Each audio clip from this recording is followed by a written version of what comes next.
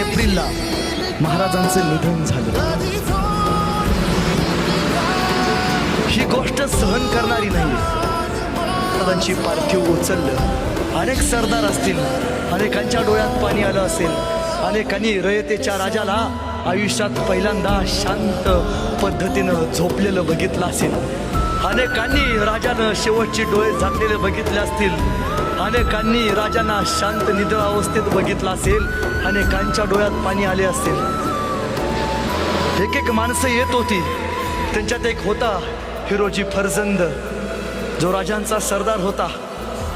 कदाचित म्हणला असेल हिरोजी, महाराज उठा ना हो, आग्र्याच्या दरबारात तुमचा वेश घेऊन झोपायची संधी दिली महाराज, त्या मृत्यूच्या जागेवरती झोपायची या हिरोजीला एक संधी द्या ना महाराज, एक महाराज उठा ना।